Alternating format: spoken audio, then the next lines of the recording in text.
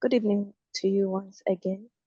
Before we continue, I'd like Miss Yasmin to introduce herself as she wasn't able to do so on our last session.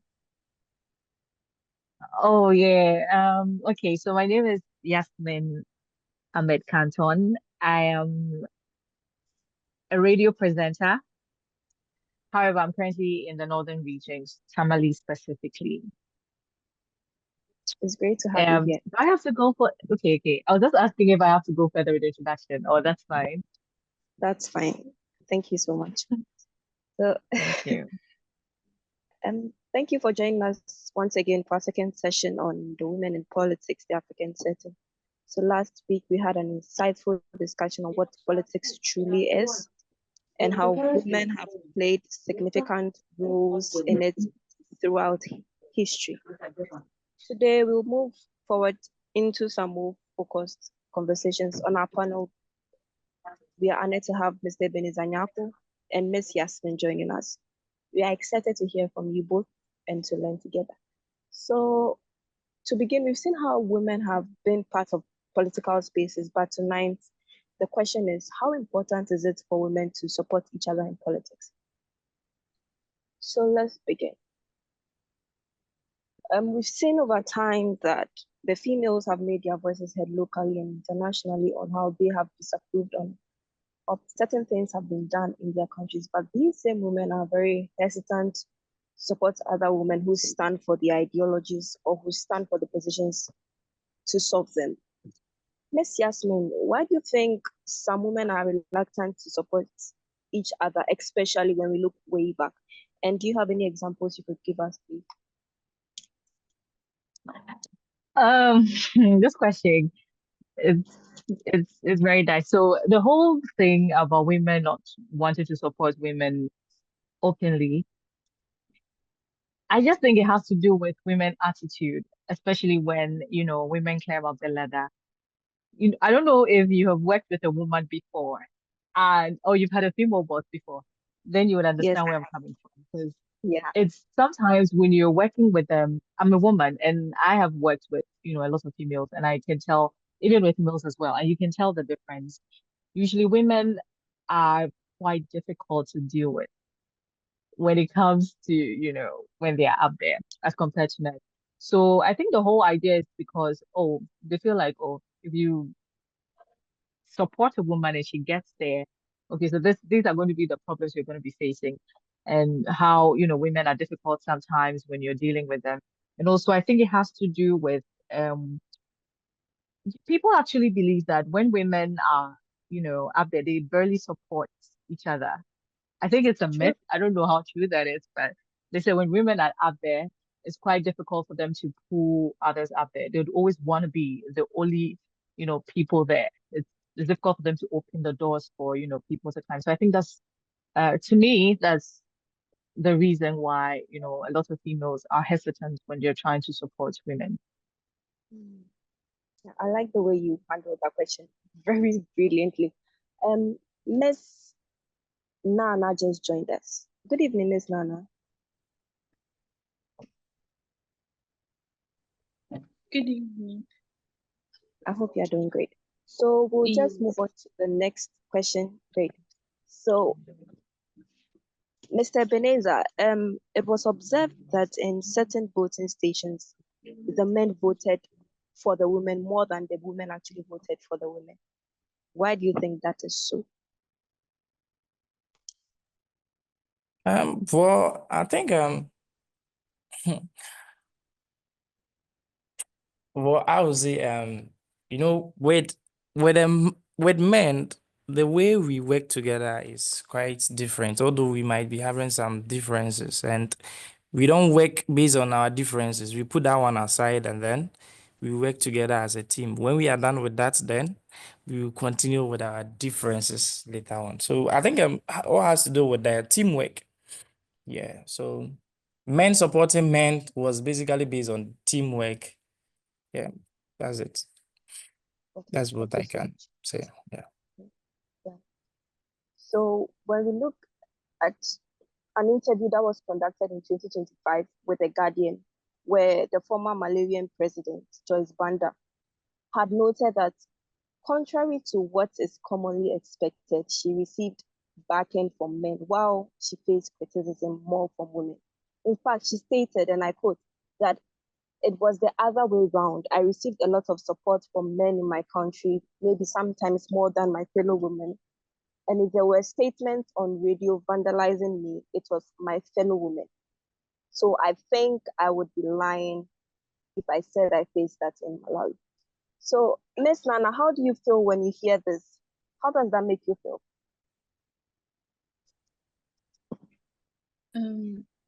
Well, it's very disappointing and it's very sad to hear that because um, I don't even know what to say because women in that case are unable to support each other. They feel reluctant because it's like it's been there for time because they already feel then that once the woman is up there, this kind of, how do you call it, this kind of fear of looking out for each other is like she wants to protect the position at that point, protect the position for yourself and be there for yourself. So it's like the fellow ones there are thinking that she's being more selfish. She's not, but rather the problem here is we are not ready to support.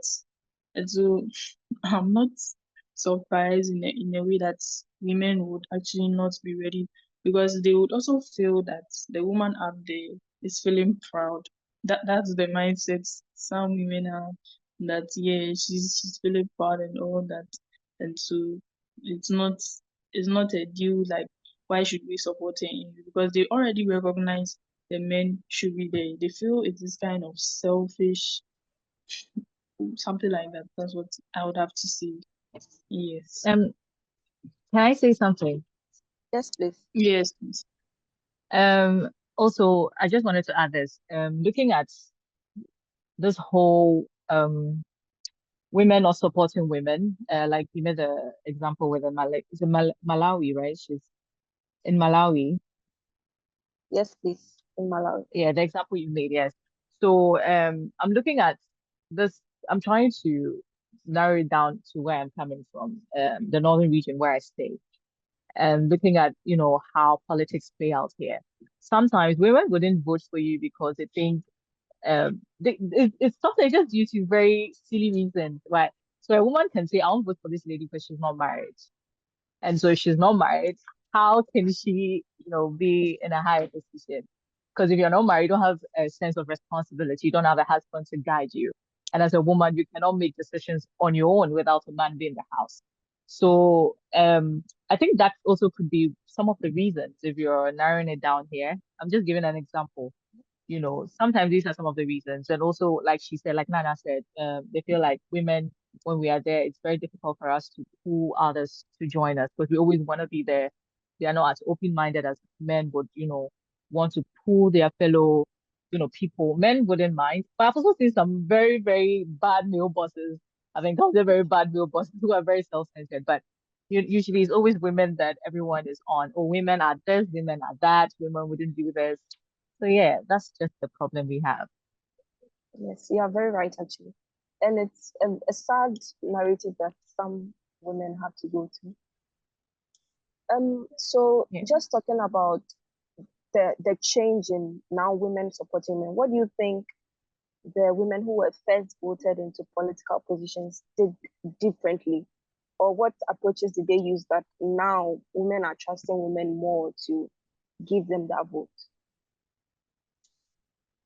I think that you see sometimes when you look at a political space, right, you'd see sometimes the men would go for a period of time. Then when the people are tired, then they'd be like, okay, let's give the female a chance to run. Let me tell you, there's this constituency right there in Tamale. I don't want to mention it. This lady has been aspiring as a parliamentary. She has been aspiring since time immemorial, but people do not want to give her the chance. They would rather stick to the man because they feel like the man is a man and he can lead us. There is no way this one can lead us. But every time when she's on the sideline, when she's not in power, she does things. She tries to fix the roads. She tries to involve the community members in things. But They just do not want to give her the chance to become, to just be what she wants to be. She has run for so many years. This year, last year, I was thinking they would have given her the chance because she's done so much for, where she is. But I was very surprised she had a low turnout. People would choose other men than to choose her just because she's a female. Wow. So I don't know how that played out. Maybe when the men go for a period of time, some people eventually get tired. They'll be like, okay, I think let's give the woman a chance because we are seeing her work.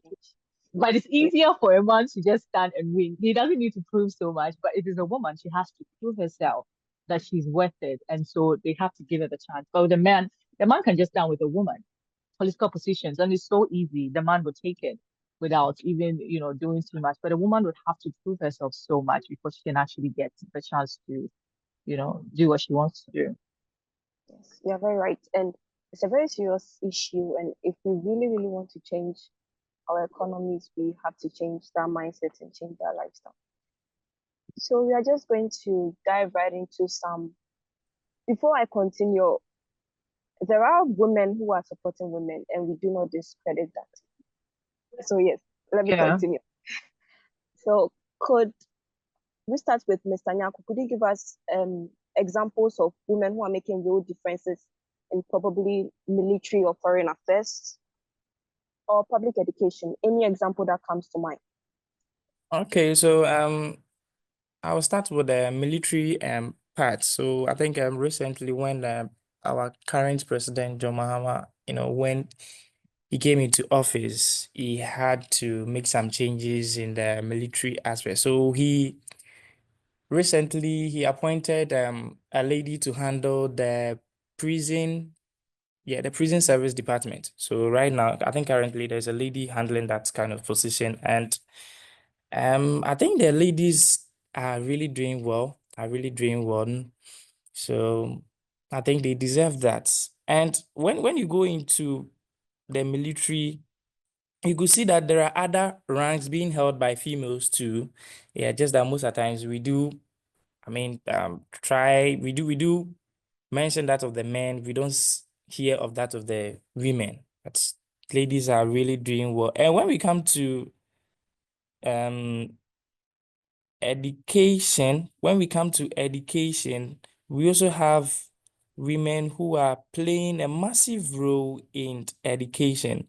So I'll use our vice president, that is Professor Jenana Puku. She used to be the vice chancellor for KNUST and then also for Winneba. Yeah, so she is a testimony to women in politics. Yeah.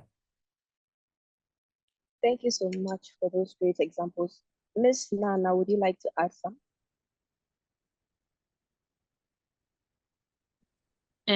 Yes, I would say concerning the um foreign affairs. Did you talk of foreign affairs?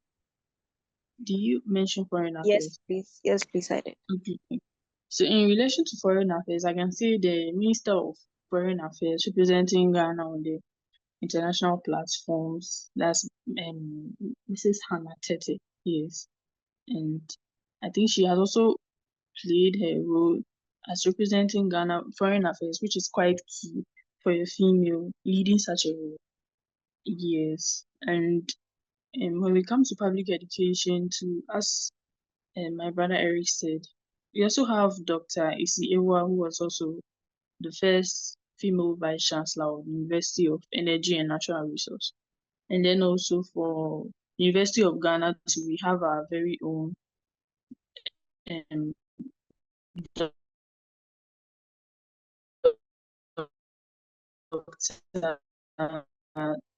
Dr. She's also one of the vice chancellors who's leading in terms of the female in Ghana. Yeah, that's what I would say for now. Thank you so much. So I'd like us to look at notable impacts that women are making. So recently, 2024 in Zimbabwe, Mobility for Africa is a led-up women enterprise that provides the local women with tricycles, tricycles to help them improve their lives, to get some money and support their families, and to help them gain respect in their communities. So, I believe we just lost Miss Yasmin. So this question is out to both of you. How is sustainable transportation, like what is being done with the electric tricycles, enhancing the economic and social empowerment of women in rural Zimbabwe? Well, I think with with respect to that point or that kind of contribution she made to the community, I think it's going to help the town. I mean, it's going to help the town community members to be able to go from different areas. Okay, they can be able to transport their goods, or they can also trade with other community members just to link together to faster economic growth. So I think she being able to distribute those electric tricycle is a good one, and then she deserves an applaud for that. So, and looking at economic aspects, when we come to education aspects, I think she had the idea that there are other I mean women, I mean females who may need these devices to be able to go to their schools and then their workplaces, just to have access to education and then other infrastructure development as well. That is what I would say. Yeah. So I think it's a good initiative, and I pray she continue doing that. Yes. Thank you for those valuable points you phrased there. So, Miss Nana, how do you think, I won't necessarily call them little, but how do you think this really smaller scaled impacts are going to affect the the whole of Africa? How do you think it's going to affect, especially when you are focusing on the women who are in the rural areas, in very undeserved areas? How do you really think it's going to impact and change them in that regard? Well, I believe these various impacts across various countries, especially in Africa, is going to help a lot of our young people, especially our young ladies and those coming up. Because if the younger ones are able to see that, for someone like my younger sister like this, when she's able to see that um my mom or our mother is doing so well, is helping, and she has also seen that, oh, there's a headmistress who is a woman. Like there's also a leader in my country who is a woman. She's helping Ghana. She's doing this. She's going to really see the effect of her doing more and doing better, and not shying out from opportunities to take the stance to do more. And I believe that these advocates are quite necessary for our young people to know, especially the younger ones, because once these things are instilled into their minds that they can do more than what they think they are, they shouldn't be expecting the other gender to do it before they see themselves doing it. I believe it will drive a lot of change in the country, and especially in the continent, changing the mindset of our own citizens in the country. Because once you're able to change our mindset, we are able to go towards a direction of change. And I believe it will really help so much. Yeah, that's what I would have to say. Mm. Thank you so much. So moving on to another major impact that's happening. In February 2023, Liberia's traditional leaders officially banned female genital mutilation. So this decision has marked a significant step in protecting their girls and their women from harmful practices. And the ban was influenced by Jahar Duraka, a Gambian women's rights activist. Ms. Yasmin, what necessary measures do you think should be there to ensure that these bans are actually enforced and that the women's rights are protected? Ms. Yasmin.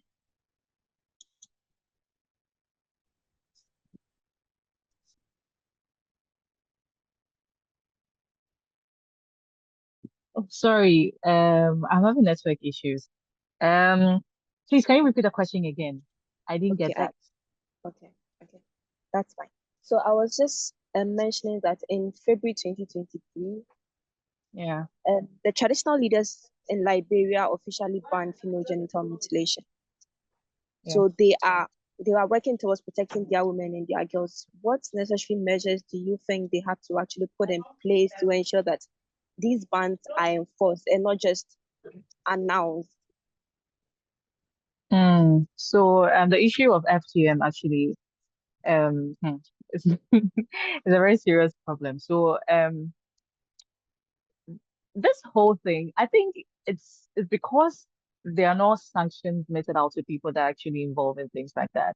It's like we go with the education, or let's just educate them and tell them that okay, FGM is a bad thing, and so when a girl goes through that process, these are some of the disadvantages that she could go through. So let's just talk about it. Let's educate them. But I feel a majority of them know the dangers involved with FGM. So if we keep quiet and make it look like, okay, FGM, once we educate them, they might listen. But I'm telling you that people actually know these things and they are not ready to listen. So if you actually put in sanctions and say that, okay, if you're caught practicing FGM, these are some of the things you're going to be facing. And so it puts fear in them. Sometimes the education is enough. I want to give an example. With I have gone out to report on this instant justice that are meted out to women that are accused of witches, right? In some communities here. Sometimes when they look at you and they feel like, oh, you look like a witch, they might just, pounce on you and kill you instantly. There's been Wow. several education, telling them that, oh, we don't do that. If you feel somebody is a witch, how do you even know somebody is a witch, actually? How do you even know that? So when that happens, these are some of the things you're supposed to do. You don't do that, you don't kill people. But still, it's happening. And no matter the education we've given out to these people, they still want to kill the women because they feel like this is what has to be done. So I feel when the sanctions are very strict and are strong, these people would be scared. So when you tell them that when you do this, you would be jailed for, let's say, 20 years in prison, I'm sure everybody will be afraid. And so these probably might make sure that FGM does not return. That's what I think. Thank you so much.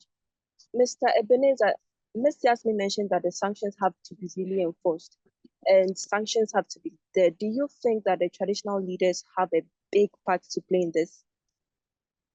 Yeah, I really think the traditional leaders have a massive role to play in this. They formulate and then implement the laws in their society. So once the laws they are implementing are in a way affecting the people negatively, they need to amend it. They need to make changes to make the people live comfortably and not to cause harm on them. So I think they need to play a massive role in it. They Yeah, have right. to. Yeah. Yeah, right. So this question is to anyone, because it's quite bordering. Some people use that as a source of income. So plainly telling them that you cannot practice that anymore is like taking their source of income away from them. Do you think that there are ways that they could help these individuals move from what they are doing to alternative livelihoods? You mean FGM as a source of income? Yes, as in the people who do the act. It's actually a source of income for some people. I'm surprised. I thought it was something that they believed in because when you look back at this FGM, reason why they actually do this FGM, they say it's, taking off the clitoris reduces the girl's how do you call it? Her sexual edge. That's Yeah. the reason why they do that. So I'm surprised how lucrative is it? Like let's be honest, how lucrative is it? Because you're causing pain. And if you do your research, you'll be able to tell that sometimes when these girls go through these things, some of them don't even come out alive. It's something Yes. that is very worrying. So how is this even a source of income? I feel like they just do it because they feel this is the right thing and to instill chastity. That's what I think. I don't think it's really a lucrative job as they put it. So there's no way they can tell us or they can say, oh, we have to do it because we need something to feed on. There's so many, livelihoods. There's so many jobs that you can actually, once you're in the village, there are so many things you can actually do to, get some small income. Not FTM. FTM is not a source of life. Let's be very honest. So I But think they just say Felista, those things. I want Just to ask this say, question. Those who perform the operation, do they collect money? that's That's what what I'm I was surprised. planning Like, to I'm say. surprised about that. I think it's true. I'm sure they do. I'm very sure they do because But you like, can't how just much? come. Like, is it even lucrative? Maybe they take a sheep or something. Probably in the village, you have to bring a sheep. And I think it's also those with status and title. And somehow these people who have helped to create the ban are sort of helping the people to transition from those things to agriculture. So it's more like, okay, Mm. I'm into this, so I am the woman for that. You come to me for that. So yeah. Is there But you see, anyone the who like? practice of Mhm. I Yeah. I just wanted to add something. The whole practice of FGM, the whole reason why they do that, like they said, it's used to kill the libido of a girl so she doesn't go around prostituting herself and all of that. I can say this on Yes. fact that it doesn't really do anything. It doesn't kill no libido or anything. I have encountered someone that have actually gone through that process and it didn't change anything from her. She was Wow. surprised that, there were other people that haven't gone through that.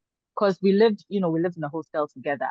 And she came to me and was asking me that, oh, Yasmin, so how come you have this and I do not have this? And I was like, how did you even know I had this in the first place? So she was like, oh, when we are bathing, she can see and all of those. I don't want to go into the details. So, but it didn't really change anything from her. It still made her want to desire men as, contrary to how they think, or if you do that, you'll be chased for your husband. Like, I don't get the whole idea of that. Yeah. So to her, she thought it was the norm. Yeah, she thought it was everyone that goes through that. And That's she was surprised we hadn't. Yeah. wow. Would any of us like to add something to this topic?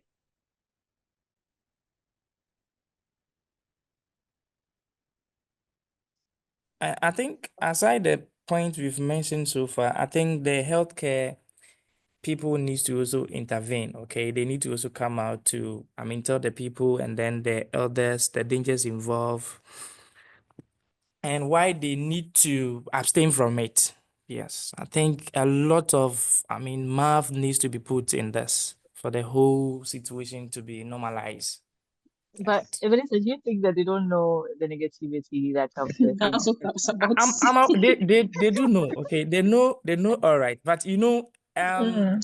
for it to be out of the system, it needs a Yeah. consistent thing, right? It needs No, I they feel need like to hit on it not to always. cut Oh, you, not to cut you, but I think the education has been going on since I was a kid. Because when I was a kid, we actually did it in, is it religious and moral education, FGM, the dangers of FGM, and we've seen yes. NGOs actually go there to give Yes. education to these people. This is something they believe, I feel like the education is enough, like I said. It's time they actually put on sanctions because if you keep on telling them, it's just like you're pouring water on a rock. Because those people, they don't Yes. believe in what you say.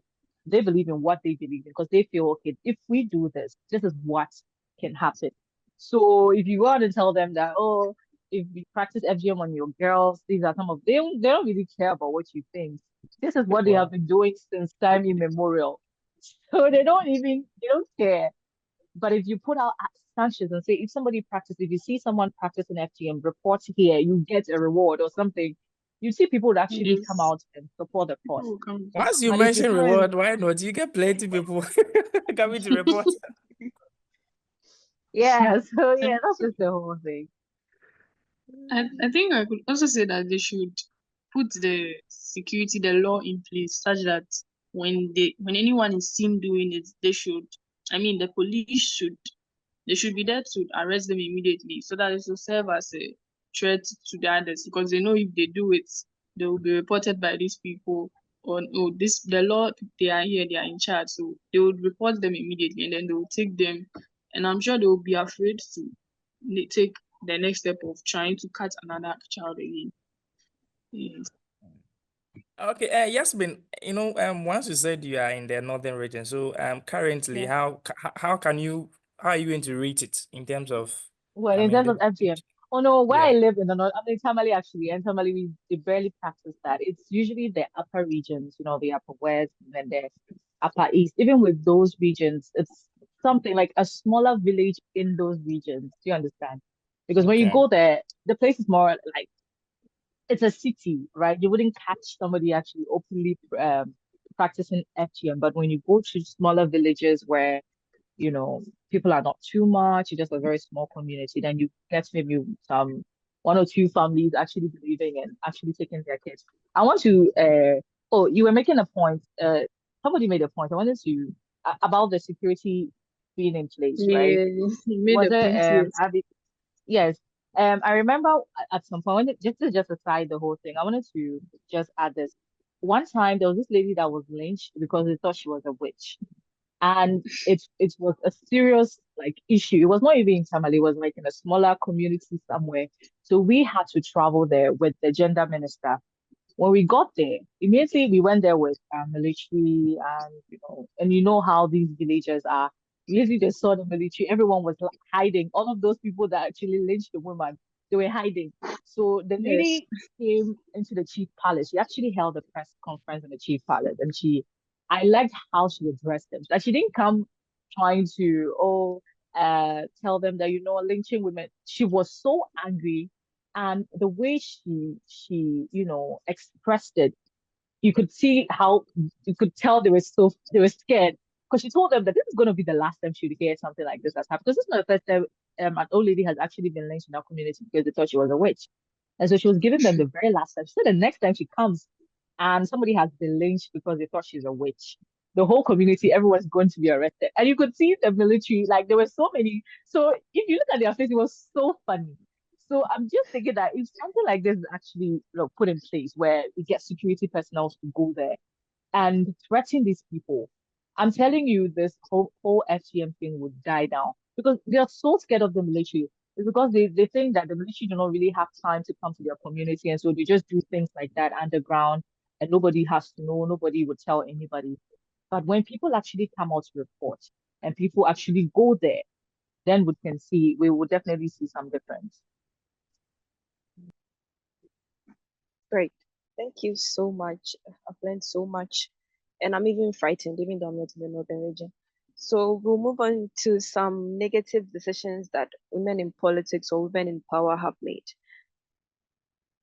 Mr. Nyako, would you like to give us one example to start with, please?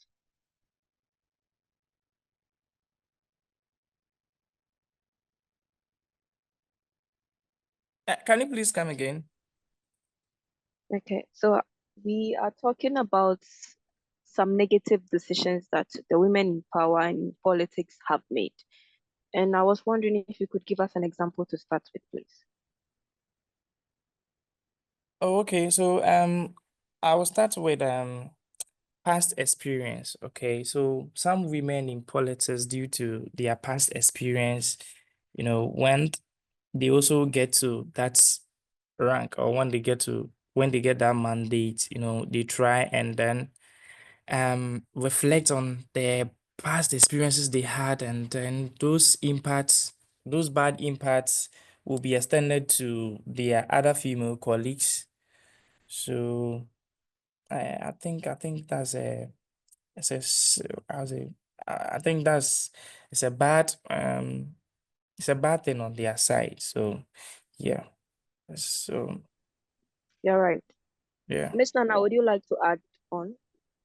Yes, yes, yes. I would like to add.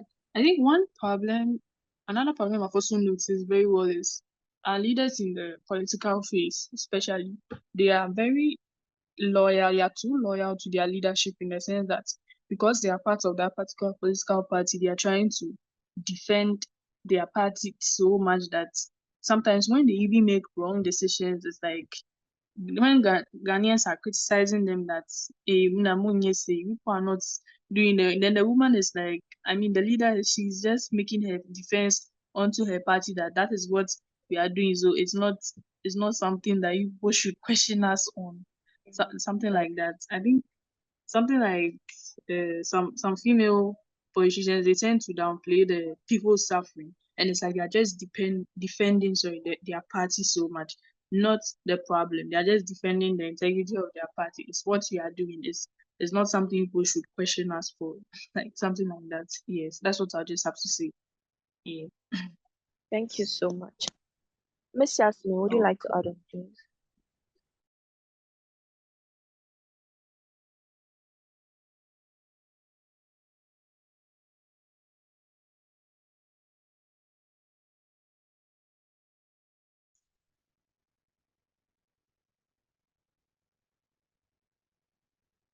Okay, I think she can't hear me at this point. So we are just going to take probably two negative impacts that these women have done so far and discuss them. We start with one that took place in South Africa, where the Minister of Social Development, Dalmini, was found responsible for a 2017 crisis where millions of vulnerable South Africans. So this ties into what Ms. Nana said, where she said instead of supporting their people and doing the right thing, they choose to look at what their political parties are doing. So with this, the people missed nearly half of their social grant payment. And in 2022, she was convicted of perjury for lying under court during investigations. So this goes out to anyone. What do you think this situation tells us about the importance of accountability in leadership?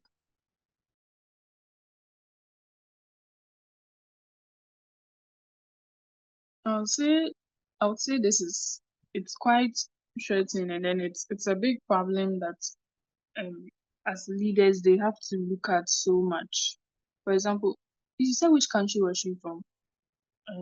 South Africa.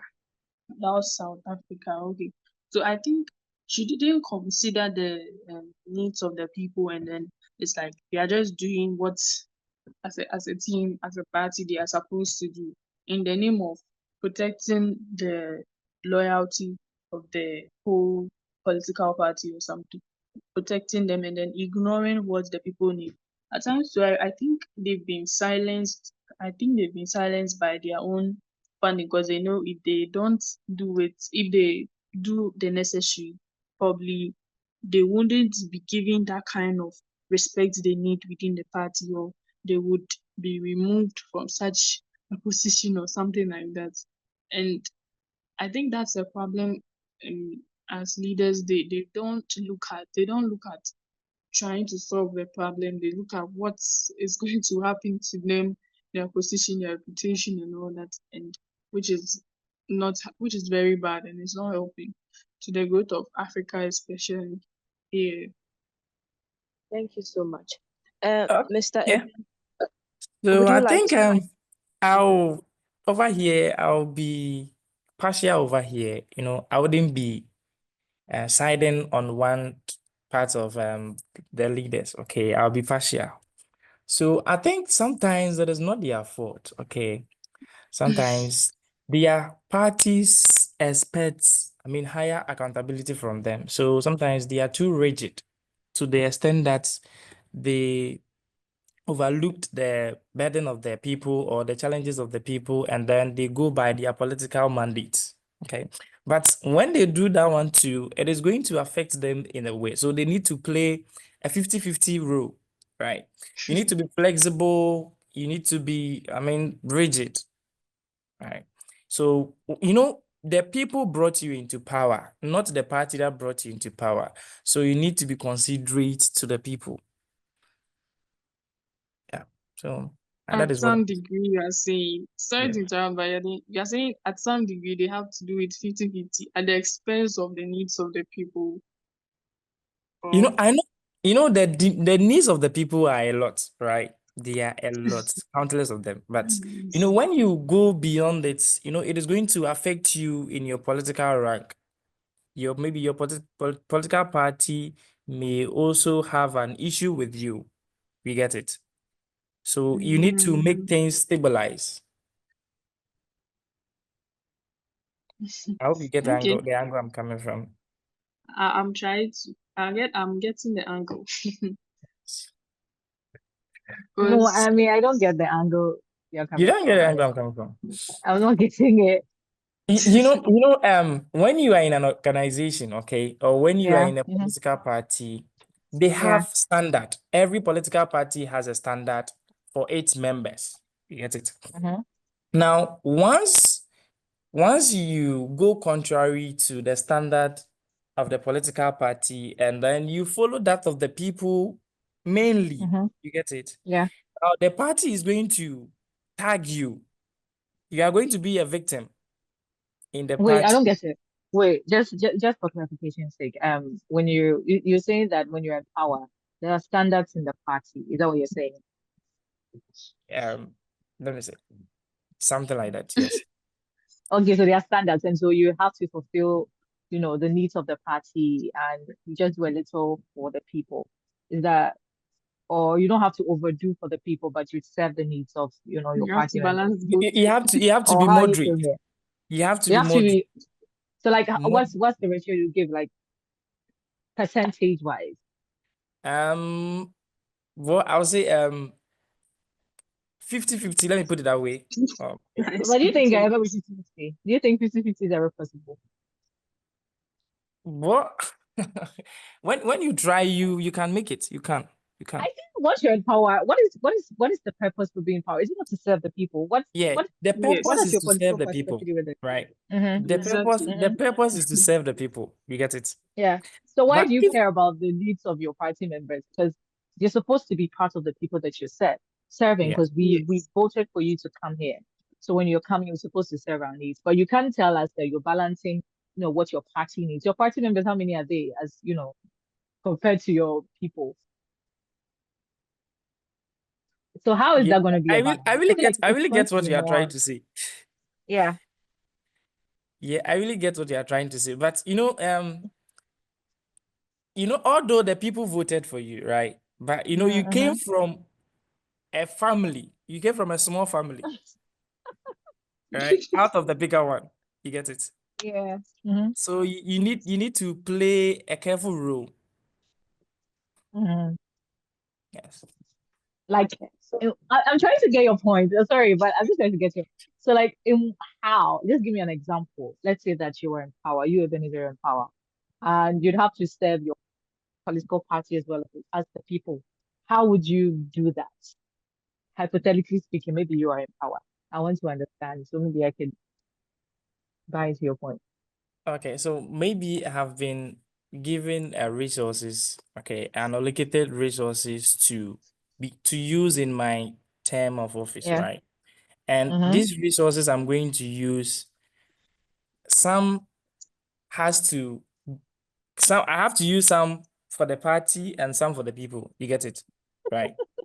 How do you use it for the party, though? How are you going to do it? Well, am I going to do it? It could be that maybe an incident will happen in the party. Uh, Maybe there's going to be infrastructure deterioration in the party. You know, those how? I resources. don't understand. How is that like a party concern? So a party might have infrastructural deficit in the party's office. Is that what you mean? Yes, Okay, so then you'd serve that. Then you balance that with, serving the people as well, right? yes, yes, exactly. Oh, okay. I see where you're coming from.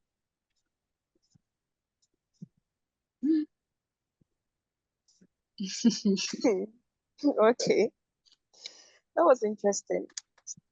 Well, I also think it comes to play here that people are people regardless of gender can be greedy.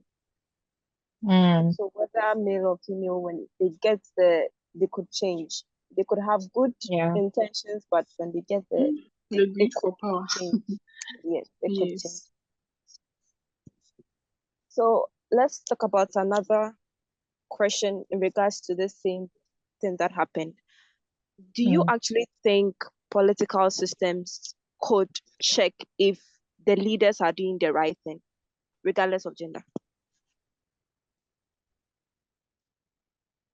Mm. Mm. This I think question. there's a system. There's supposed to there isn't a system that actually checks. I think there's already a system in place that actually checks if people are actually doing the right thing or not. The only problem is holding them accountable because, we've seen situations where news have come out and they're saying there's political party in power, members of parliament have been engaged in one or two things, corruption or whatever. But at the end of the day, we still see them walking free without, actually getting any form of punishment. So I think there's already a system because whatever that you do, it's like Ghana. I like the way the system is. When there's a political power in power, sorry, when there's a political party in power, they do so many things. Once they are out, the other party actually brings it out. And so you are able to tell, which political party actually has engaged He's in more doing the wrong corruption thing. than the other. Yes. But the only Yes. problem is that when all these things are uncovered, we don't see punishments being meted out to them because, they are still bosses and they are big men. Money comes into play here. So they are not actually held accountable. But, we've seen so many, just with the NSS scandal, for instance, even Cecilia Kandapa's issue like this, putting money as much as over $1 million in your house. That's a crime. But at the end of the day, she resigned and we've not really heard much from, the whole thing. The thing has died out. The NSS Yes. scandal as well. The whole thing has died. The woman, we don't know where she is, whether she's in prison, Mm. she's not in prison. We don't even hear it. They just seem to cover it up because everyone is doing something. So if you're going to put me in prison, then you go with me as well because you're also doing something as well. You're in power, but you brought mine out. So if you take me to prison, then I also take you to jail. So it's like, okay, we've seen what you're doing, so you go, won't say anything. Like that's the problem. I think when punishments are actually meted out to, then that could all those things could be checked. Okay, so is there even hope, or will the people continue to suffer? Because from what I've heard so far, the punishment might be stated, but nothing happens. So can we actually hope that at some point the bad people would be punished, or is it an unsensible thing to do?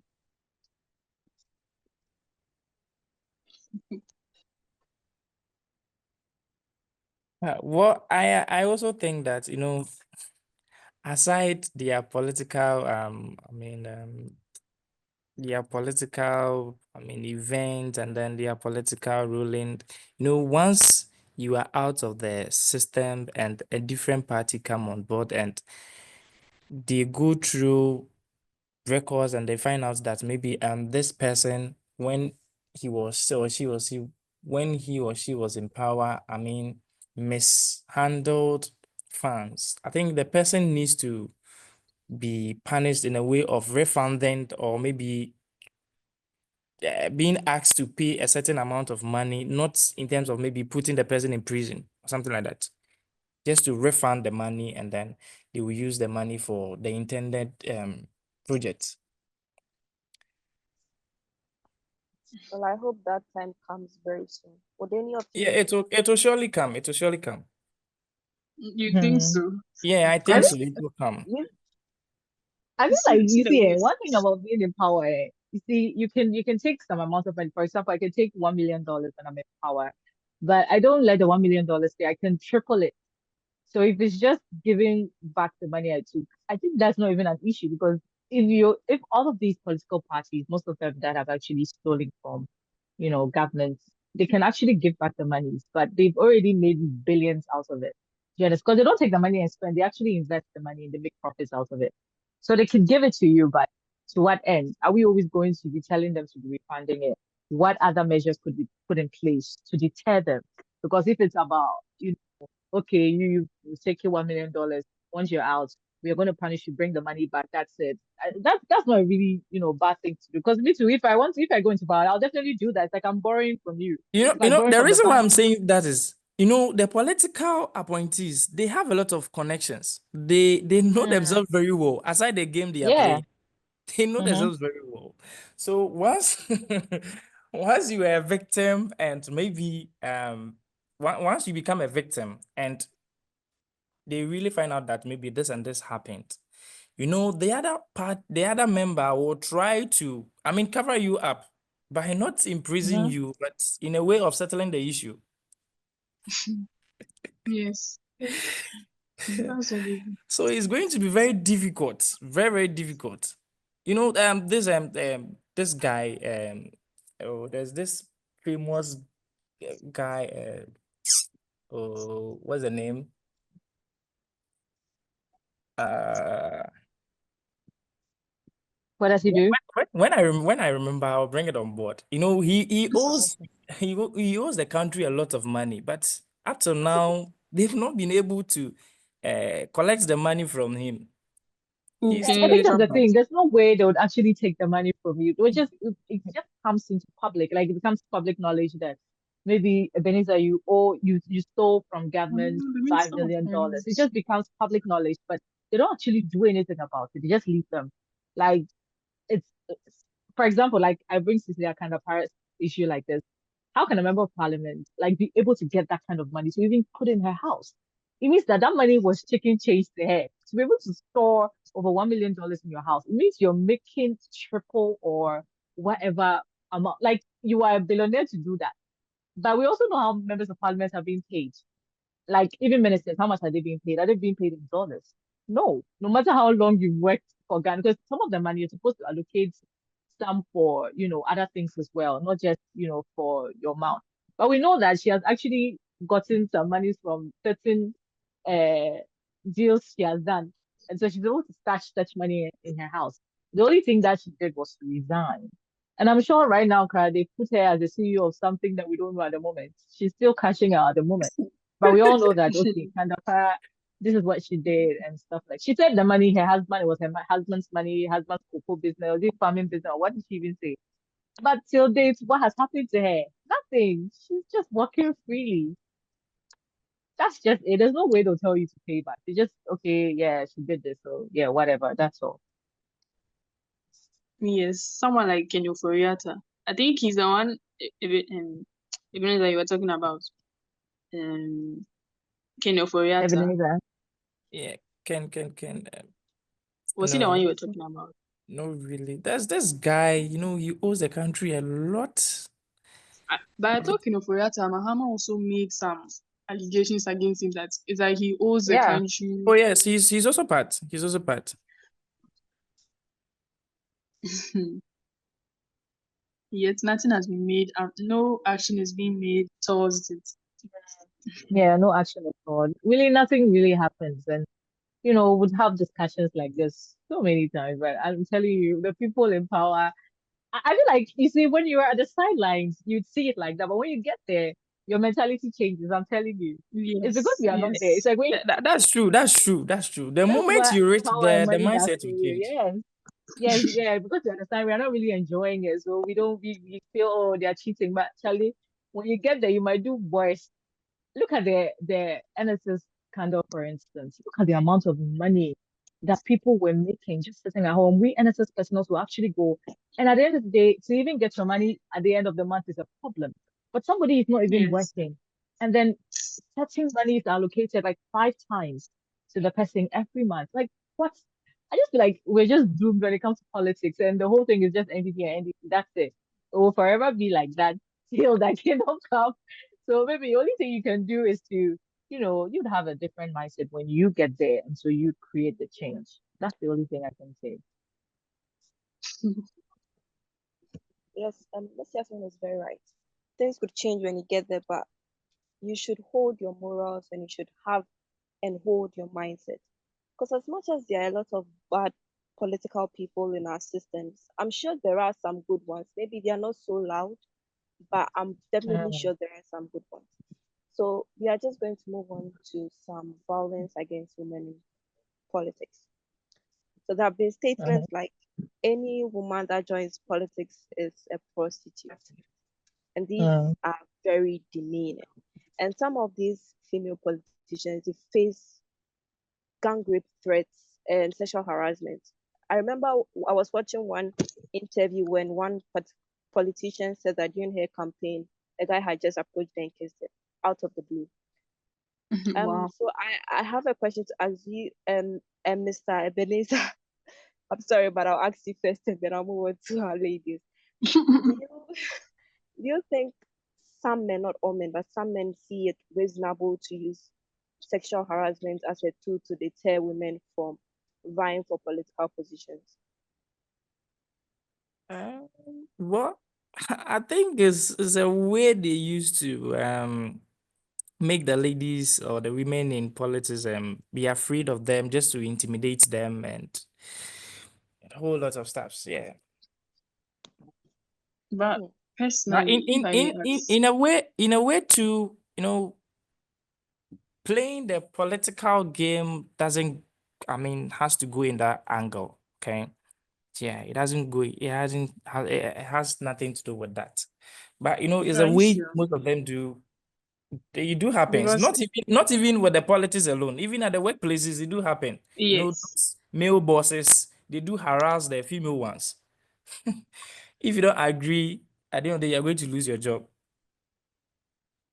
So, but if I may ask the men, since you're a man, probably I'll ask you, why would they why would you just see someone as there and then just kiss the person in the open just like that? Like, why should you be like something probably wrong with the person, or the person just feels like trying to threaten the woman at the spot, or like what's the whole motive?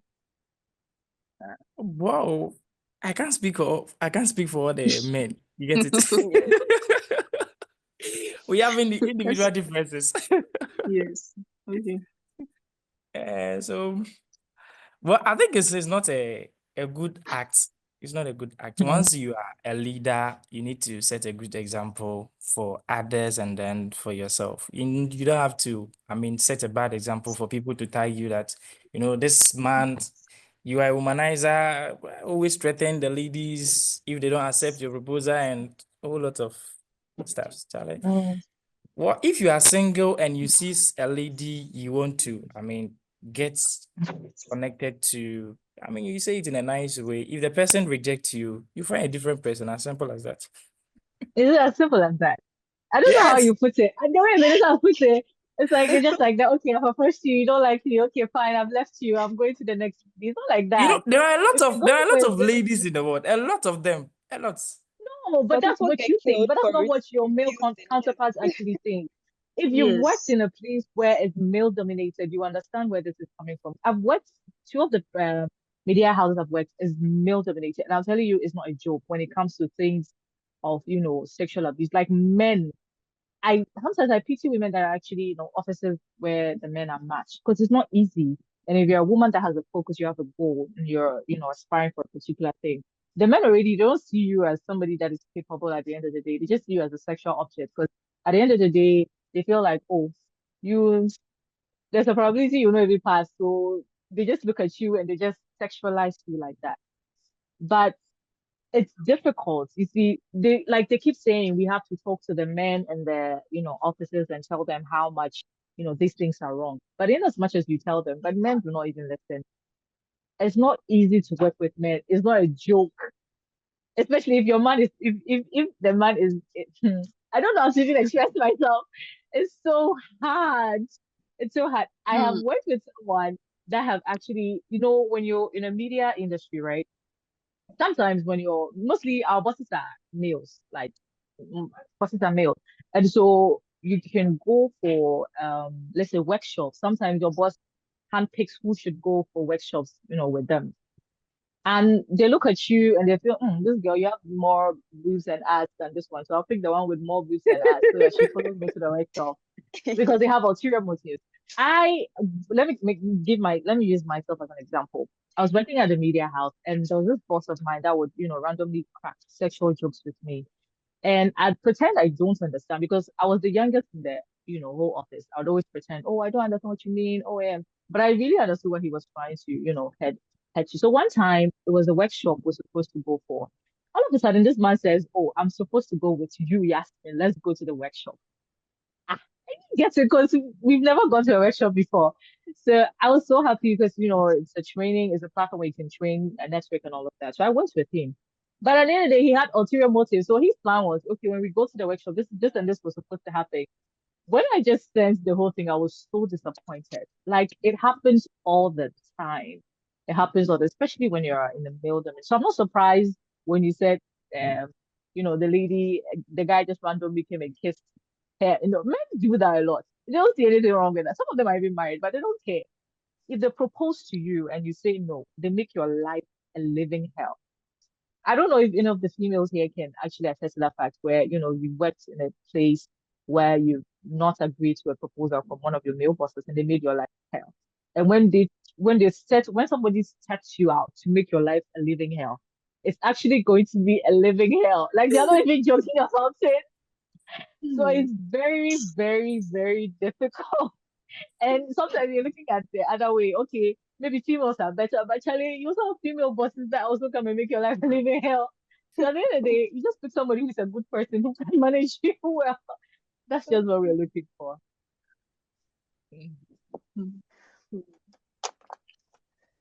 But yes, still the whole question is why do they see it reasonable to use that tool? I feel like there are so many other ways you could deter somebody. Because I feel like it's not to deter you. They just see you as a weakling because women actually men just look Wow. at you. You see, that's this whole notion. Men, you can't compete with men, in terms Yeah, of true. like that's just the notion. Like you can't compete Constraint. with me. So at the end of the day, you're a woman, I'm a man. There's a big difference. And so once you're here, already you're sexualized as a woman. It's not really, I don't think the whole idea is to deter you, it's just to sexualize you. That's just it. Because when it comes to deterring, there are other ways they could deter you, but not to, sexually do that. So they just do that because they feel they can, and you're not strong enough to fight it. That's just what I think. Thank you so much. So how do we deal with these? I mean, let me just put it. Do the people that try to persuade them, convince them, or they should just, focus on their job, go to work, finish their work, and go home? Is it possible to just mind your path, or should these women try to convince or persuade them to act better towards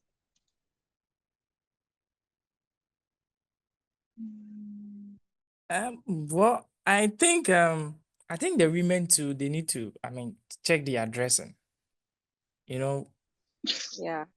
when you dress in a way This that is one, so no, attractive. no, no, no, no, no, this one, I'm going to argue with you. If you You, bring no, you don't dressing have to. fashion, Let me finish. no, like, come on, no, no, no, that one, it's debatable, honestly. What do you mean by Let me dressing? finish. How do you mean?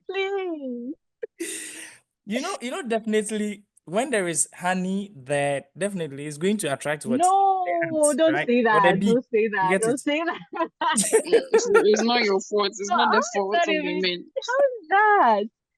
I don't So get it. sometimes When I dress, no, no, no, no, no. Vanessa, I'll not even sometimes let you finish this the one. This kind of one, pressure yeah. the tension the ladies or the women do create on the No, men no, would no, no. It's not all the definitely give time. them that notion. You get it? The idea. It So depends. Vanessa, It wait. Are you depends. trying to tell us that if you're an employer, right, Mhm. and your subordinates dress in a certain way, when telling you might, hit her when she's just standing there because you're enticed.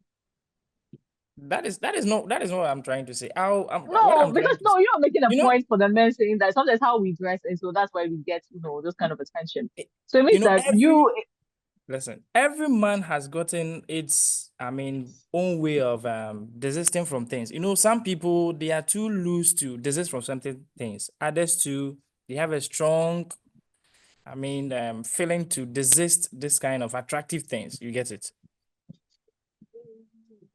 no, I And don't get it. you don't get it.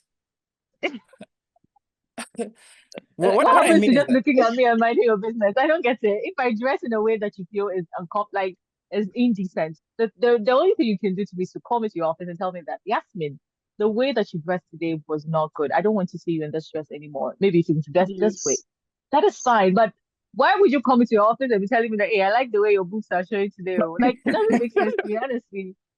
If I dressed It in a way doesn't that make is not sense. good, you you could first advise of me all, about you dressing in that way, you've created a picture in the person's mind. No, I feel like You no, no, no, no, no, no. That's not it. Look, it's men that do not have self-control that actually fall victim to these things. I've worked with Yes. people that have self-control, honestly, and they will tell you, no matter how much you like, no matter how you show whatever, they don't even care. They're focused on the job. And we also have people that no matter how you dress, covered up, you are covered up. But we have some girls that are naturally curvaceous and like very tight, no matter what they wear. they still look in a certain way. So those women, how would you even say, how they dress? Because if a woman comes Mm, out, she has big butts, big hips and all of those things, she dresses in a it's not very her fault that she has closed those gown. features. Like, yeah, it's not her fault, but then men are still, salivating over her. So someone like this that goes through sexual office abuse and all of that, what are you going to say about that? Or it's her fault because she has those things?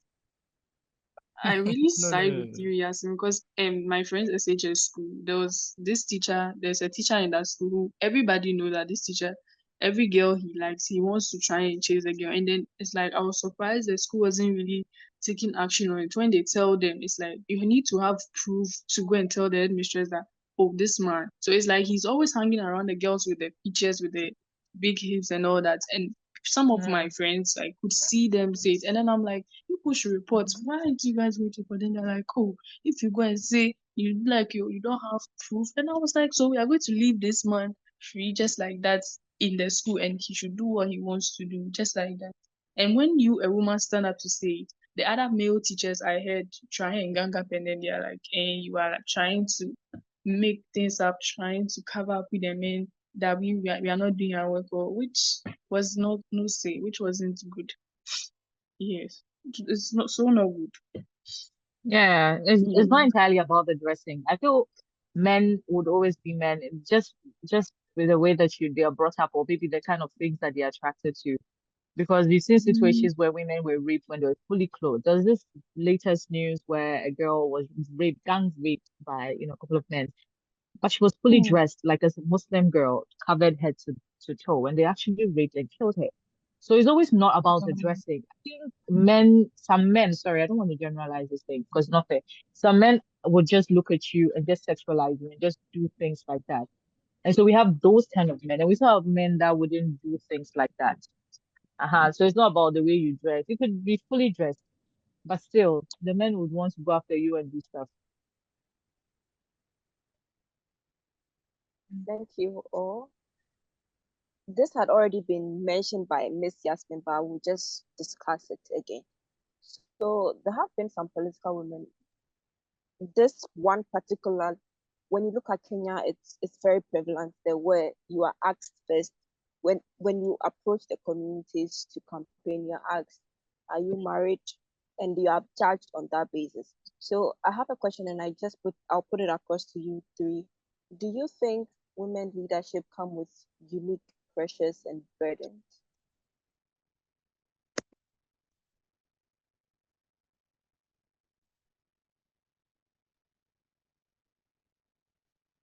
Anyone could answer. Could you come again with your Okay. question? Okay, Yasmin is with Okay, so if I get you correctly, um, you were citing an instance where I said, sometimes women wouldn't vote for women because they are not married, and other silly Actually, reasons. Mm. yeah, so again, I've looked at an interview involving a lot of Kenyan politicians, the women, and then most of them have stated that when you go to the communities, like you go to the rural communities to engage with them and tell them all your goals, at the end of the day, they just want to know, are you married? And then with that Mm. decision, they judge what exactly they will do. So I was just asking if you Okay. think the women's leadership come with unique pressures and burdens. Yes, of course. I think it actually does because, like I said earlier, usually there's this notion out there that is the notion out there is that when you're not married, you're not able to make proper decisions because you need a man to guide you into making very good decisions. Once there's a man absent in the house, then you're not even look at how they treat women that are single mothers in society. They don't blame the men for abandoning the woman. They say it's your behavior that has made the man go. And so if you're a single mother, sometimes when you're applying for positions, they say, why is that your husband ran away? It means you can't handle this office because you yourself, a man couldn't stay with you. How can we entrust this office into your hands? So yeah, it comes with its own standards. And it's unbelievable how some people feel if you don't have a man in the house or, other things, you don't have a child you don't have a child, how can you run an office? Like, I don't even know how that even makes me capable of It doesn't having an make office if I don't have a child, or it doesn't if I've make made a sense. conscious decision not to, because sometimes me not having a husband could be intentional because I do not want to have a husband or I do not want to have a child. But that has nothing to do with how much I'm able to properly run an office or handle a position well. But society will just judge you once you don't have a man in the house. You cannot, or even if you have money. You see, women who don't even have husbands and they are not married. They are not married and then they have money. There's this notion out there that you're doing prostitution. That's how come you have so Yes. much money because you can't earn money on Mm, your own like that, right? But sometimes it's not always like that. Like there are different reasons how because sometimes you can just be motivated enough to want to go out there and push so hard to make money. But people don't care. Once there's no man, there's an absence. There's a man absent to the house. Oh, this girl, she can't make money. How did she make the money? She's a prostitute, of course. Yeah.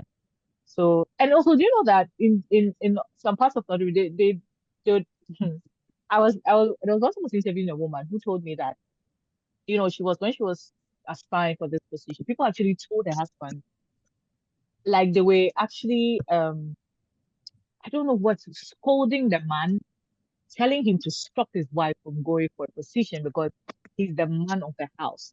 Why would you want your wife to mm, go for a position when you are the head of the family? When she goes for the position, she would become disrespectful. And so he should stop her. Like it just didn't make sense to me. But it again, makes everybody and how sense. they see things. So yeah, that's just it. I think yeah, like you said, it just comes with its own kind of pressure and its own kind of standards, and that's very bad.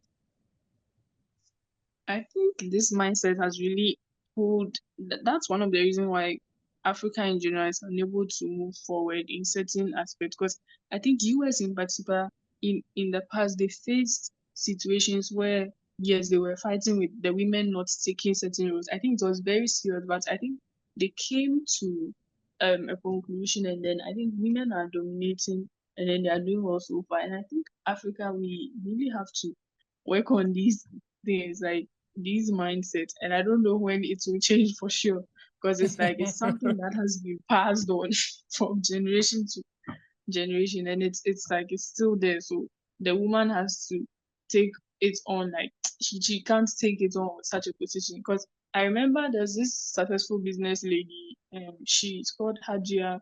She introduced one of these Gary mix in products, and now she's doing various businesses. She teaches people importation and all that. And I think she was driving, and one social driver, I think, tried to overtake her and something, and he passed the comment saying that the money that you are taking from those men. And then it's like, I mean, she got pissed. I mean, someone as successful as you are, you worked so hard to reach that point, and see what someone is just telling you just like that. And I think that mindset there has wiped, and then it's also affecting the younger ones, not to put the younger girls, not to put themselves out there for themselves. Like they are rather covering up themselves for no reason. Yeah, that's what I would say. I think you're right. The fact that it actually covers you, because yeah, I have heard a lot of that, and so there is this whole fear of I can't talk, I might be too much, or I can't do this, I might be too much. So you are left to sort of bury the things that you are actually good at, because you would rather watch their males do better and be praised for it rather than you stand there and you're telling me, hey, you're too much, you're too much, you're doing too much, or you're saying too much, and stuff like that. Yes. And So, before you end, sorry to mhm. interrupt you, but I'd like to say that I think also I don't know whether the men they feel threatened. Some men feel threatened. Because I was talking to my friend, and then he was like, back in JHS, there was a girl who topped all of them in the math class, and the teacher tried to. He was angry about it that he was scolding the boys for not topping and letting a girl. And I was really disappointed when I heard that. Like, but I was like, so why would your teacher say such a thing? And he said, I mean, if you were a boy, you'd also feel the same way. But I mean, shouldn't there be this form of equality among ourselves? Like, just see each other as we are just competing. It's not a competing against the gender. We are just competing against all ourselves. We are trying to make the best out of what we are doing, but not necessarily the gender. I think that mindset there is what we really have to work on in Ghana, especially. And in Africa, as a wide range, yes.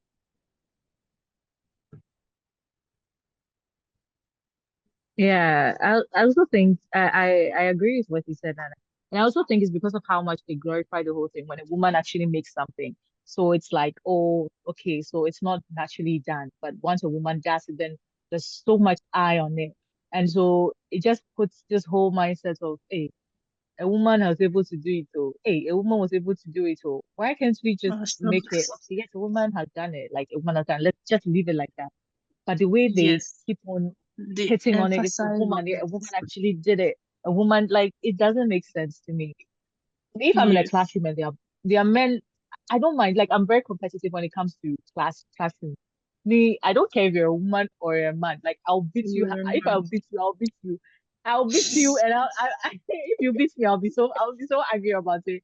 Because I think Yes. it's also because they feel like women, we have problems. Like, naturally, we are very problematic. We have problems today. We have menstrual problems. Tomorrow we have stomach pains.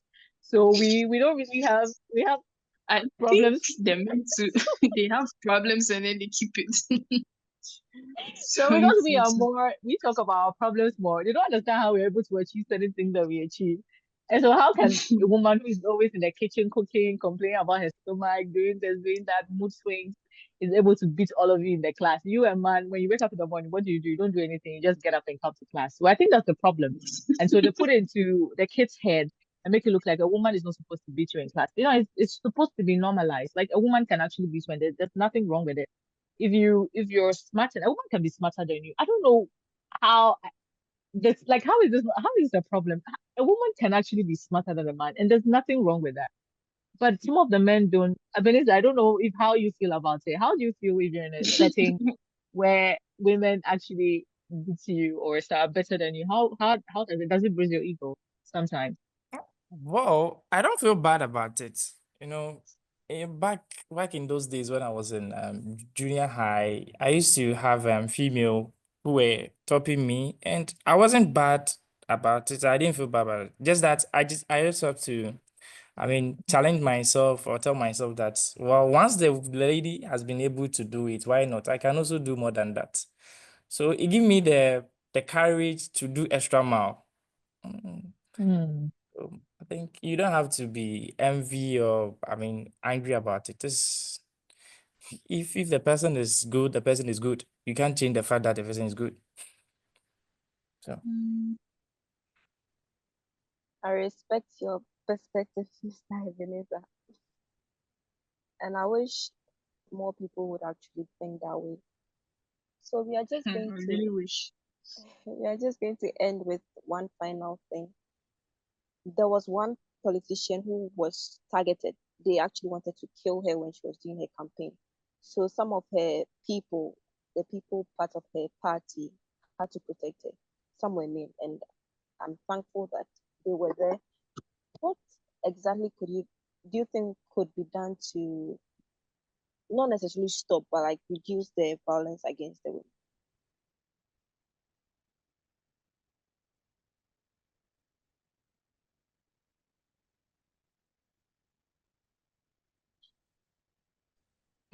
I think that first of all, it has to do with the mindset because of how, some men see women. Because I don't know how deep this thing is that you would think of killing a woman who is trying to get to the top. I never knew it was that deep. Because I just thought it was a free will that we were supposed to do what we are supposed to do. But I never thought somebody would actually sit and think about killing, their fellow. That's serious. And I think it just has to do with a mindset. Sometimes we things like this is very difficult to eradicate because sometimes when some people just have this perception about certain things, you just cannot take it away from them no matter how much you tell them. Some people are just born with it, and the environment that they find themselves. I'd always use another region for as an example because of how the mindset here is. Women are not supposed to do certain things here, so women are restricted from doing certain things, and so that is the mindset. So imagine a man growing up in such a community, right? He's already been wired to think that way. So when he finds himself in a setting where a woman is trying to aspire for bigger things, to tell you that they are doing too much as a woman, why are you doing Your job is to just look nice. A man would marry you and just sit in the house, and at the end of the day, that's it. So yeah, I think it has to do with the perception. If you're able to get, into the minds of these people, actually tell them. But I don't know how much how much that can do. Honestly, I don't really think there's much we can do about it. People would always think how they want to think, especially when they're grown, because they're wired that way. So I don't know what you're going to do. Maybe if anyone can help me out with this. Well, Well, I before think anyone says, okay. I also think that victims or survivors must be supported in order for them to get a safe space where violence can be heard. Okay, so once they are victims and then we realize that they went through this situation, we need to support them, get a sound environment and a conducive environment with all the things they need so that they can improve upon themselves, and then at the end of the violence situation will minimize. Yeah. Mm, thank you for that. So Miss Yasmin gave a good point. She said she doesn't actually think the mindset can be changed so easily, and it's so true. In my early 20s, actually, I don't want to give a specific age, and I have a lot of male friends. In fact, most of my friends are males, and you hear them constantly saying that, "Oh, you guys can do whatever you want to do, but we know that in our heads we are still better than you. So regardless of whatever you do, it's not going to change a thing." And I also have these same people tell me, "Ah, but men are smarter than women." But these same people would come to you with assignments and would want you to help them out. So I don't know how that works, but that mindset, I don't think it will change today. I don't think it will change tomorrow. And these are very young people. Sorry, Miss Nana, would you like to add something to how the violence can be mitigated? Yes. From what you just said, yes, it's very very true because young people just are, and then they are just telling the boys are just telling you that yeah we are still better than you, and then it's like, what do you expect us to do? Is it that because of what society has just put it in you guys that you are so better than us, so whatever we do we should, like, they don't care or whatever? But then I don't even know, because this mindset is so fake. Like, no matter how you say it, trying to tell them, it's like it's in their mind. They don't care. It's all roots down to the rural areas, concerning down to the urban areas. It's like that's what has been done. That's what is said, and so we can't change it. That's how they fix their mind to. And I think psychology will have to play a role into this, because the like it's the mind's tuning of how you see a situation. Probably you see the box, you see it in the front, someone sees it in the back, he sees the color different from what you see it. And I think it's so serious that we need to try to get ourselves into that other view of trying to see what your other friend sees. I think all of that leads to a lot of factors in the country. So it's like a lot of voices are being shut down. And so you, as a lady, you have to put in that confidence, ignore all the vices of what people are saying, and then put yourself out there. Just do the best you can. Because as a young lady, I face that a lot. I just try my best, ignore all of those odds, and then just keep going, because I have a go ahead and I know what I want to do. Yeah, that's what I would just have to say. Or maybe we could just target the younger generation, when at their early age, we could just target them and just tell them, you know, some of the things that their parents are telling them, putting their heads about women are wrong, and so they should have a different mindset about it. I think if you target them Hmm. young, you might get a better outcome than, right now, because if somebody is in his 20s, he's already been wired for 20 years. There's no way you can change his perception about how he feels about women. Yes. Some men just don't, give regard to women naturally. They feel like, oh, you see, even when you come to a space, right? Because most of the or in a space, usually the men are more than the women. And I don't get the whole thing. Because sometimes what a man can do, the women can actually do it. You see, when we have this discussion about what a man can do, a woman can do it even better, people think it's about physical strength. And I keep telling them, not about, you being able to raise 30 bags of cement and I am not able to raise. That's not the conversation. But people feel it's because, oh, okay, take off your shirt, and man can take off his shirt in the street. You can't do that. That's not even what we're talking about. It's talking about intellectual things. Like, I believe that when it comes to very intellect discussions, right? What a man can contribute, a woman can actually contribute something more. I think they say that because it should have been what a man can do, a woman can also do as well. But just want to boost our ego and they say you can do it better. But so sometimes the men feel like, oh, you guys are insulting us. What do you mean by a woman can do? But I think we can actually both all of us can actually contribute into very intellectual conversations, and there shouldn't be a situation where one can do it better than one. I think we can all, that's where the equity comes in. But when you say, okay, take off your shirt, I can also take when I'm arguing with people and they say, oh, what am I to do? Okay, they say 30 bags of cement, let's go and carry. I'm like, do you understand the whole point? You're not trying to say we're physical, because obviously a man is stronger than me. Like, there's no way I'll ever try to engage in a physical fight with a man, because I know the man can, even if a man is in his teens, I'm in my 20s, but there's no Why, way why I'll don't ever you engage try in a that one physical too? fight. Because I know the man will beat me blue black. I'll not even try that. Because that's But crazy. Why would I even want to like fight with a man? We're just talking about but intellectual conversations. So yeah, that's what it means. yes, and Yasmin, on what you said earlier concerning the younger ones, I think it also comes from the home. Imagine if Yeah. you had a brother, a younger brother, or an elder brother. I remember my friend was complaining at home that when she goes home, she gets so tired. Her brother is there, he wouldn't even help her in the kitchen. And Mm. like to me, I really get angry within me. But I was like, I thank God I just have girl siblings, because I know my mom, she wouldn't allow the brother to just be there while there's cooking in the kitchen. She would make sure that he also learns it, and then he makes like he also helps. You can't just put the burden. And I think from that mindset, it grows within it. I think it's quite So, difficult to change that mindset. but I feel like also, you see, we usually spend so much time when you're young, you spend so much time with the outside world as compared to your family. Because, when you start Honestly, school, most of your days, yes, most of your time, the entirety of the time is spent at home. Because when you come home, sorry, yes, it's spent in school. Because when you come home, maybe you just do lunch, then you do something, then you sleep. The interactions are not much. But when you go to school, your colleagues have then you pick. That's why some people are able to pick certain behaviors from, their okay, friends yes, as compared to picking from the house, because usually they don't, some people don't even see their parents as much, but sometimes it's the kind of conversations they have with their friends, and maybe the kind of education that you have with the people that will come and educate you on things like this. So if we target the younger generation and we give them this mindset, we try to change the mindset, maybe to an extent. We cannot change, I don't think we can change it 100%, but we can try and change like 80% at least, so they begin to see the light. So when they even go home and their parents are trying to instill a different mindset, then they'll be like, oh no, this is what we had at school. So then they sit down and they're able to make informed decisions about it.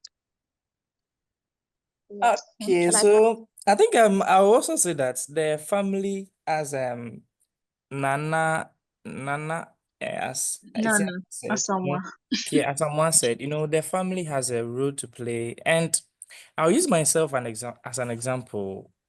When I was in senior high, I was a day student, so I was staying with my cousin, and anytime I close from school and I come to the house, she's that type when she's cooking and you are not involved, then it means you're not going to eat. Oh, You're not exactly. going to, you're not going to eat the food, right? But so far as you are around and you want to eat the food, it means you have to take part Please, in the preparation of the food, right? yes. So I did that, and then I was able to learn a whole lot of things. Now it got to a time when we are coming to pound fufu and she's not around. I can pound the fufu, just that I can't. I mean, I will not take it from the mortar, right? Yeah, but I'll prepare the fufu, all right, pound everything, but I will not distribute it. When she comes, then she'll come and finish. She'll come and do the finishing, right? So I think it's a mindset, and then the training we get when we are growing. And Yes, a guy, I mean, taking a responsibility of a lady is not a bad thing. Cooking, I mean, washing is not a bad thing. It's a good thing, though. yes. Yeah. Because in life, anything can happen. Assuming you get Exactly. married and then maybe maybe your partner is not available. What are you going to do? Are you going to wait for your partner to come and do the chores for you? No, you have to take it upon yourself. So Mm-hmm. It's sad to see that in some marriages I hear the men still behave that way. And I was also glad to see that there was a lady I met, I think she was pregnant with a child, and then she was so tired, she was at work, and she called her husband that, oh, please do the meal for the children, because like she's so, and then I mean he was ready to do it, but it's sad to see that in some places, especially the rural areas, we would hardly see things like that. Like, you wouldn't come and help in any way, just do everything. And it's very bad to see that. Yeah. Mm. And I think sometimes, not all the times, it's difficult to change the mindset of the men because the women, Difficult to. some women who are already in the mainstream are doing a terrible job at what women should be. And so they paint this whole negative image that even the men themselves don't want to be soft and embrace and give their environment for other women to grow or to develop because they think that okay, if we give you that chance, you're also going to go the other way. And it's funny because those women are very few, but they're extremely loud. And then the people doing the right thing are a lot, but they are very quiet. And so that's why sometimes it's so difficult to change the mindset. Okay, is there anyone who would like to add anything, or should we end today's session?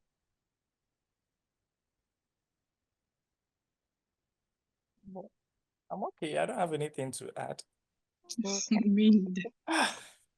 My head is exploding here. Sorry. Take some We've water. asked you a lot of questions. Ebenezer. Okay, thank you all for your contributions. They were wonderful, and I thank you so much for your perspectives. So today's discussion has reminded why women should support each other and why women are an important part of our society and they should be protected. And thank you to Mr. Ebenezer, Miss Nana, and Miss Yasmin for your time. And we look forward to seeing you on our next session. Have a great evening. Okay. You too. Bye. Thank you. Thank you too. Bye. Bye.